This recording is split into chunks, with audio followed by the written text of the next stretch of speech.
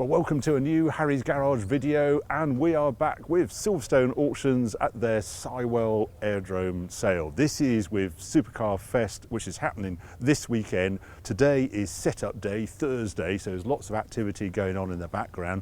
Tomorrow, Friday 19th, is viewing day, and the sale happens on the 20th. And so Saturday, everything is sold, the automobilia and the cars. And wow, there's a lot of cars here. I counted them up, 114 cars to get round now. Tom May, who's holding the camera, is going to edit this down tonight. I won't be able to feature them all, but I'll do my best to pick out the ones I think of particular note in the sale. And I'm going to kick off straight away with this. This is the EType. Now this is a Series 2 1969 built car, registered 1970. And I'm picking this one out because it's not as it seems at first glance. Beautifully restored, this car, a few years ago, and then it went to Eagle, and they have modified this car to GT specifications. So there's quite a lot on this car from Eagle, and we all know how much Eagle modifications cost. And what you look for a restored car or a good E-Type is just the body fit. If you see that door, how tight those shot lines are around there, that is a good sign of a very good restoration. It's got 5-speed gearbox, it's enhanced engine. You can tell from the outside it's got Eagle sort of widened track with wider wheels, enhanced brakes, etc. And the really good news is there's got quite a trick number plate on it, 133EE on it. That goes with the car.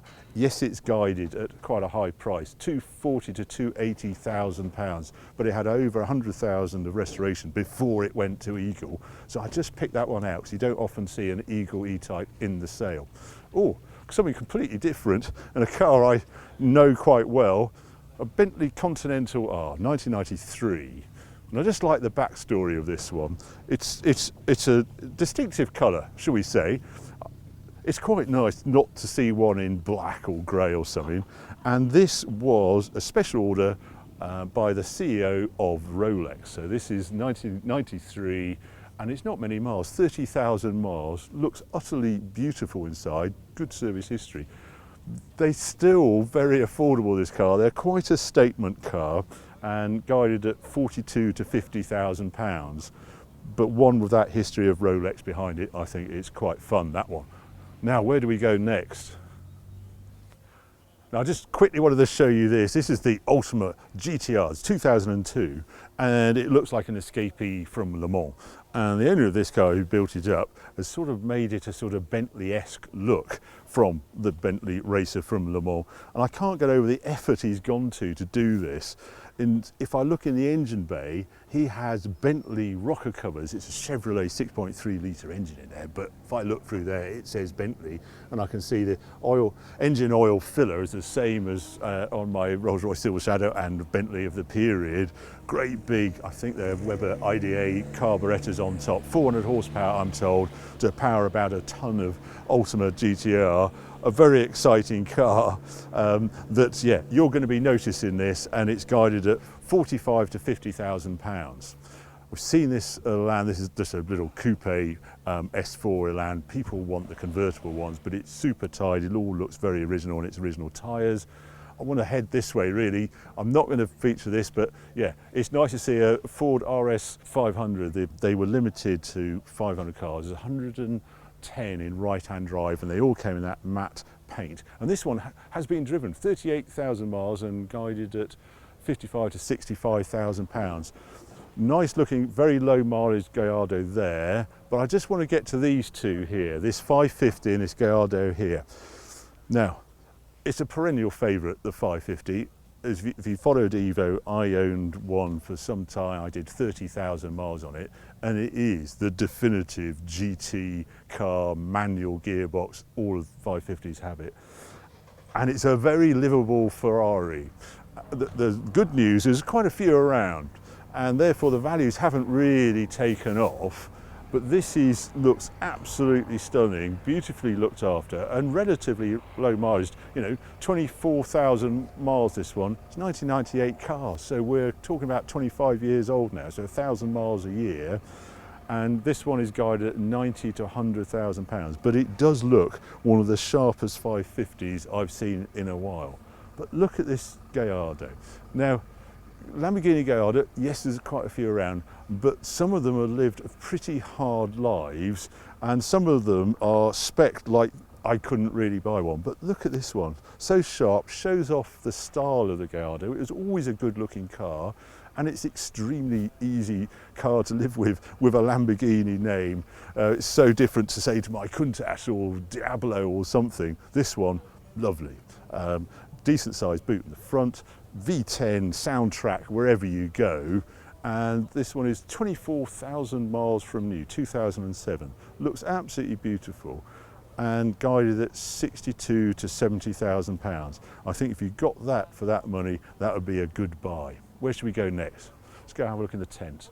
I'm going to kick off with this Lotus Esprit. So this is the S3. This is the very similar to the Esprit I had. I think they look great in white. There's a Jario Esprit like this. This has had one owner for 34 years and has done 73,000 miles, but all documented, etc. A calmer interior. It's quite a nice interior in blue. It's got the optional roof on it that lifts out. You've got to remember these are convertible, and it stores in the front. I was very taken how well that glass roof worked, and it is guided at 35 to 40,000 pounds. Now, there is also some cars here from the Ferrari Owners Club, so there's a number of Ferraris in here, and what gets me about this little collection is they're all manual transmissions. So there's a super tidy 360 here, manual, very low mileage, 4,700 miles, and guided at 100 to 120,000 pounds because of the low mileage.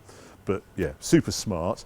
Or this manual GT3 Touring, not a car I expected to see in the sale. I actually know the owner of this car. I'm amazed that he's selling it. But if you wanted a 992 GT3 Touring at an auction, here you go, guided at 175 to 210,000 pounds. So a lot of money, but a very sought after car. Or what about this? I quite like this one as well, because this is a 360 convertible, and it's got the proper seats on it, and it's manual, and it's cheaper than the low mileage one there. I think this is guided at 70 to 90,000 miles, and mileage is 17,000 miles. So lots of choice there. I'm looking at that Ferrari California there. Do I feature that or not? I just think they're a very usable Ferrari, electric roof, etc. And they've sort of stopped depreciating. They sit at, this one's guided at 75,000 miles. So this is guided at 75,000 pounds, and mileage is 19,000 miles. Not quite so sure about the colour, but yeah, I just think it's one to watch. If you want a usable Ferrari, that's not a bad bet. I quite like these two cars here as well. I always have to stop by an RS200. It's such an arresting sort of Ford mad product from the period. This one is been restored, 8,000 miles from new, obviously a proper road going one, only being used on the road, and just rare to sort of find one as tidy as this. But it was, it was the form of the property of Alan Fenwick, director of the RS200 Owners Club, so that's probably why it's very tidy. The guide on it is 240 to 280,000 pounds, and it comes with various spares, but he also had tucked up in the attic, look, a spare body for his RS200, so you could, if you wanted, change colour of it and change the panels and have this and just pop it on the car. This is guided at 10 to 12,000 pounds, so you get the complete package if you wanted to. I still love the look of the Lotus Esprit. This is the S4, this is the V8 one, SE facelift, it says 2003, and sort of last of the line, looks very good in this colour. And this is guided at 60 to 70,000 miles, 18,000 miles from new. There's a number of Maserati. I'm not going to do the Ghibli here. I want to have a look at the Merak down here. But just passing by, look at this Jensen. Yeah, 1970 Jensen Interceptor, the Series 2, automatic. Doesn't look as though it's been restored, but the body looks quite sharp. Proper wheels on it, and they're guided at 40 to 50,000 pounds. But from the outside, that looks to me worth a look. But what about this? Maserati Merak SS. I drove one of these recently, and I was very surprised how well it drove and how usable it was. This was the era of a little bit of Citroën as well, so it's got the power brakes, it's a manual one, this one, and the power steering, etc. Quite a revvy 3-litre V6. It was in hearts, it was bigger than the V6 they put in the Citroën SM. They enhanced it with this. This is an SS version, which you note because of this vent here. And this has been looked after by Bill McGrath, who are the people to go to in the UK. So I imagine there's quite a file and some quite chunky bills, but it looks super smart. And 47,000 miles from new, guided at 40 to 45,000 pounds. So many cars to cover. Let's head down into the field. There's a few cars here to look at. I think this is interesting because this is a pre-production Aston Martin Vanquish. So this is 2001, and this is first registered on the V5 to Aston Martin Lagonda, the only keeper, and 642 miles from new. So madness, really. Where do these cars live all this time for the last 22 years? Because of that and its history, it's guided at 100 to 115,000 pounds. If you want the very earliest Vanquish unused, there you go. Or this, I quite enjoy these. These are such sleepers. This is an SL65, so an AMG V12 Roadster with 604 horsepower. Can't tell from the outside, but this car can do 0 to 100 miles an hour in 7.5 seconds. Automatic, everything works, cruise along, and then you just see off anything in it. And what's that one guided at? 50 to 60,000 pounds. Pretty rare car, that. Not as rare as this Allard though. What a mad machine this is. You look at it and you just can't work it out. We've just lifted the hood up. This is a one-piece giant bit of bodywork that hinges up to reveal a Cadillac V8 sitting there and rear drive, and it was all about handling. Look how streamlined it is, and then whoa, I've always liked those Morris 1000 Travelers, let's put some wood on it, etc. Turn dash aluminium on the inside, and a great big sort of, I don't know if it's got 7 seats, but it seems to have a lift up panel there. If you come round to the back, Tom, you would swear blind this was a Morris Traveller until he lit up the V8 and then showed you the way this car can move down the road. Good Lord, it's even got side repeater indicators, those little stalks that come out there, which also came on the Morris. What is this one guided at? So 1953, Allard P2 Safari Estate, guided at 35 to 45,000. As I often say, go find another. Now, another car behind Tom I wanted to feature was this Aston Martin Vanquish again, but this is the Ultimate Edition. So this is the very last edition. And amazingly, this is unregistered, this car, 522 kilometres from new. It had a period in Kuwait. It went out to Kuwait and they didn't drive it, but they did reupholster the interior and they turned it all yellow. Look at there, you need sunglasses to look inside this car. It's yellow throughout. It wouldn't cost that much to sort out and put it back to standard if you're not that keen on the yellow, and I'd quite understand. But yeah, it's an unused Vanquish Ultimate, 150 to 170,000 pounds. Now I just want to show you these two Bentleys. These are very collectible these days. These are the Bentley Continental R fastback, sort of by Mulliner the body was done on these, and it was to make it go through the air quicker and increase the top speed. These were 120 mile an hour cars in their day, and yeah, for a 4-seater car that was quite something in the early 50s. And it's just the elegance of this period of Bentley. Look at this door handle. That is a one-piece bit of chrome there that swoops out, and then there's your press here. And if I look on there, it has Yale on it, just like your front door. Now, that one is automatic, and the column change on it, you just look at the rear, look at that styling, so distinctive. And that one looks super original, you know, it's like it's slightly faded bodywork, looks very good inside. It's guided about 450, 500,000 pounds, so a lot of money, but not as much as this one, which is even smarter, absolutely crisp. And what makes this one so rare is it's a manual. And I once had a drive of one of these with Dr. Pefkin when he was running Bentley, and I couldn't get over where they put the gear change. If you chose a manual transmission on your Continental R of this period, they put the gear change there that you sort of wriggled past every time you got in and out of the car, which why not in the middle, I have no idea, but I thought what a peculiar place. So I'd never seen another car like it with a gear change sat on the floor that you have to right in the way when you get in and out of it.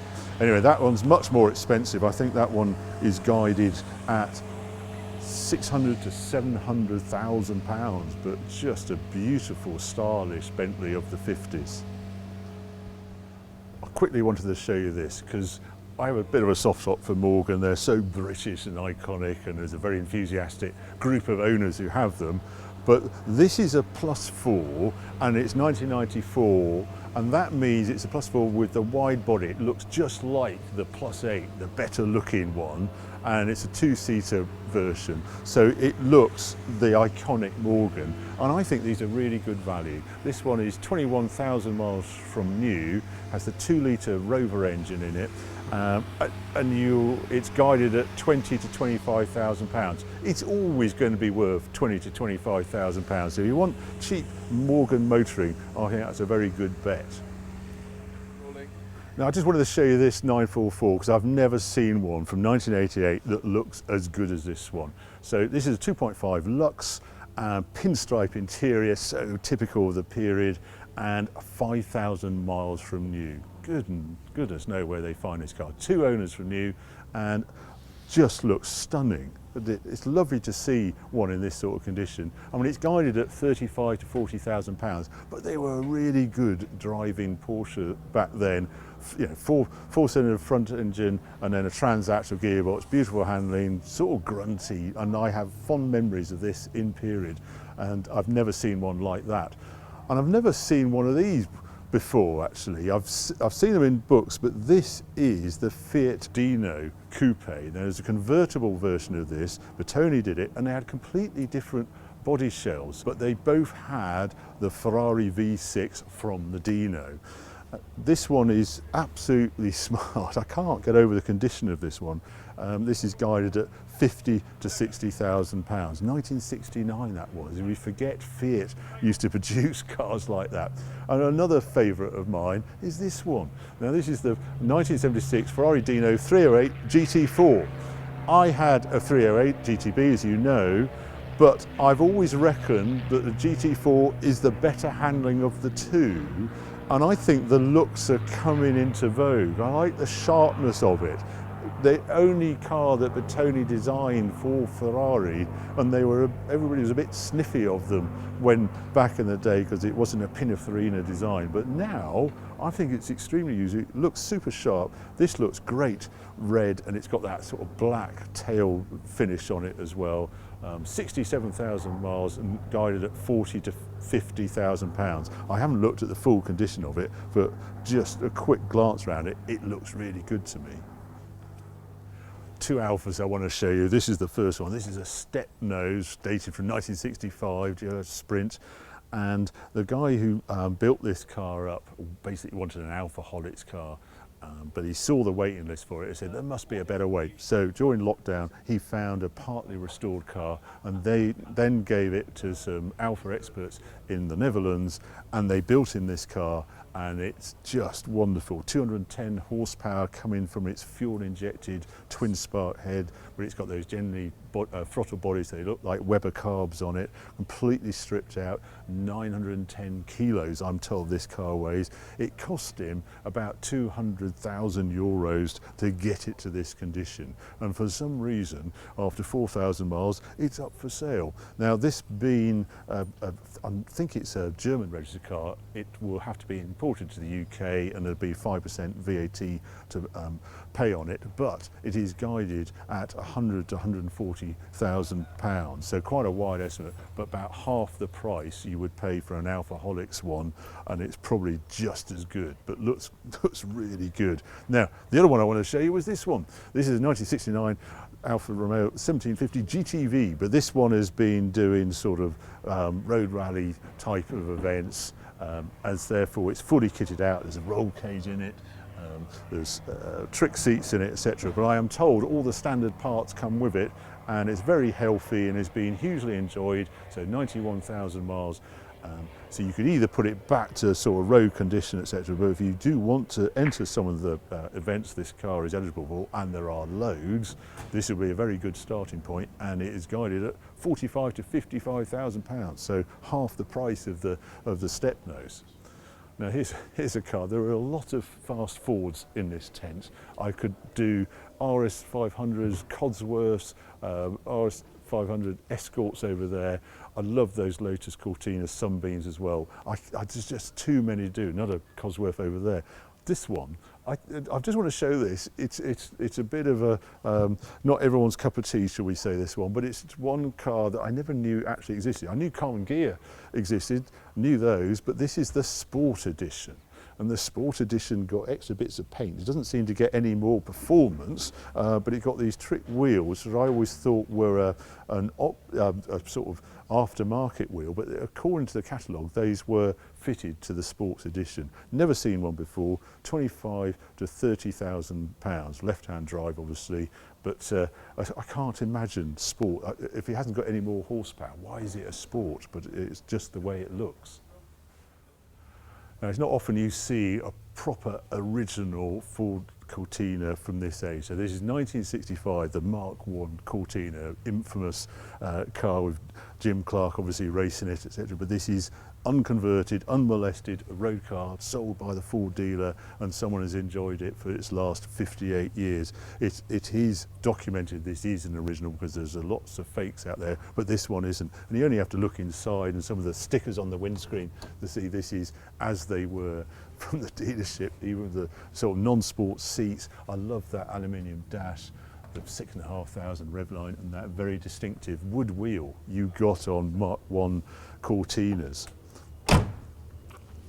This one is guided at 45. This one is guided at 45 to 50,000 pounds, which is about ballpark for a proper original one.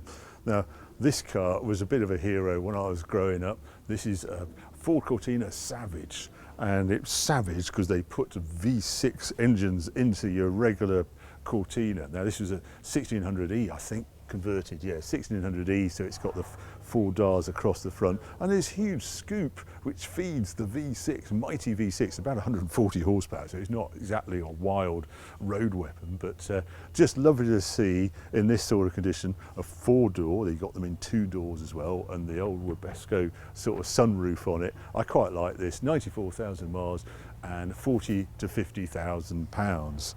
I've never seen one in an auction before though. I was just about to feature this car, and then a Spitfire decided to take off. So if you can hear Spitfire noise in the background, that's what's going on. It seemed very appropriate when I was just about to show you this, the Bentley Turbo RT.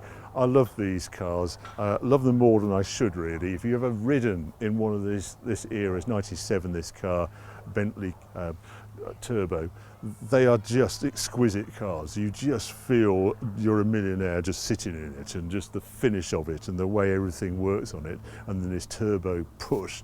And the RT, this one, had the ultimate engine that ever went into a Bentley Turbo, which is the 400 horsepower engine from the Bentley Continental T. And I love the colour of it. It's purple, it's a very subtle purple, and it's not that many miles, what is it? 38,000 miles from new. It went into a collection, and unfortunately it wasn't really touched, so it needs a little bit of recommissioning, but the body looks super smart, and this was the age when they actually got galvanised underbody as well, so they don't rust nearly as badly as early Bentleys and Rolls Royces.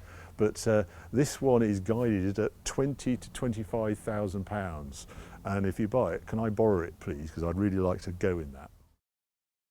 Crazy to think, after doing that Bentley and the price of it, there's a much more expensive Renault Clio Williams sitting beside it, but this is 41,000 miles from new, utterly pristine. I looked inside, and the upholstery is bang on, the bolsters, etc. They were fabric trim in this age, and 41,000 miles from new, and guided at 30 to 40,000 pounds. They are getting very collectible, the little Clio Williams, and that's a phase 1 as well.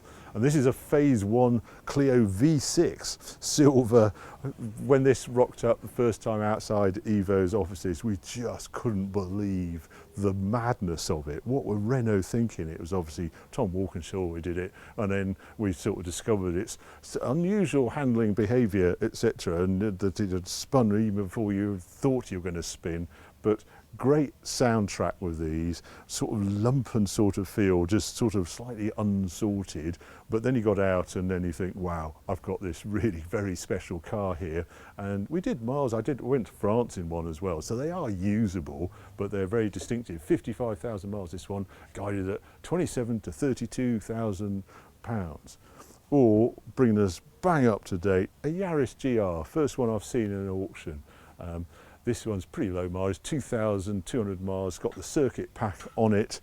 We're still really enjoying ours, and they're never going to produce a car like this again, although they say that Toyota will continue with it, but I can't see how they can do something as wild as this with its 3-cylinder turbocharged engine, 200 and some horsepower. I've forgotten exactly how much it is, but it is just a delight and a usable Toyota that only the Continenti know what it is. You just tell people you've got a Toyota Yaris and then you just bomb down the road. This one is guided at 28 to 32,000 pounds. There are a lot of Japanese sort of specials here. Various super impressive Cosworth, this one, the CS400, quite a rare one. I just haven't got the time to go through them. They're all detailed on Silverstone auction website. Skyline R34, the V-Spec one, 70 to 80,000 pounds. Why didn't I buy one when they were 25 to 30,000 pounds? Oh, an R32 there. Anyway, but I wanted to show you this. This is an F430 Chinese race car that's been converted for road use. This has number plates on it. 430 Challenge, 2006, and it's 18,000 miles this has done. But yeah, if you want a road registered F430 Challenge, well, this one is guided at 85 to 95,000 pounds. What a statement car that one is. Now we're going to head over this way because I've just heard a very important car has arrived, and we're going to have a look around that, and that is the TVR Speed 12. I haven't seen this car since about 2004-05. I did an interview with Peter Wheeler because I just want to know the backstory to the Cerberus Speed 12, how it came about and why he'd canned the project. And in his typical gruff sort of Yorkshire sort of accents, he sort of said, well, it was hopeless. It was an absolutely hopeless road car. He says he took it home. He had the best commute of anyone I knew. He lived in the Trough of Bowland, factory in Blackpool, and every night it was about a 40-mile hoof back into the Trough of Bowland, which is a beautiful part of Lancashire. And he chose which car to take. And the day he took this one out, he said to me, within 300 yards, I knew it was bloody hopeless. And he said he just couldn't use the power. He tried all gears, fourth gear, still spun up, just he had no tyre technology. And then he started to worry because he's thinking, hang on, I've got 40 miles to go and he's only got a bag tank. Am I actually going to have I got enough petrol to get home? So he basically gave up on it. And that was unfortunately the death knell for this Speed 12 to be a road car. Go right back to the 90s. He'd seen how well the McLaren F1 GTR had done at Le Mans, and over probably a glass or two of red said we could go to Le Mans with a monster car, road car, and the regulations back then allowed it. And that was the sort of germ of the idea. This was going to race at Le Mans, this ultimate TVR racer. How do we get the power to compete with an F1? I'll tell you what, we'll bolt two engines together, that'll do it. And then the story, the infamous story about the dyno, that they bolted the two together, and he said it was about 5,700 revs, and ping, the input shaft broke on the dyno. So then they thought, what do we do here? Well, we'd just do it as two engines and bolt them together when we actually put it in the car.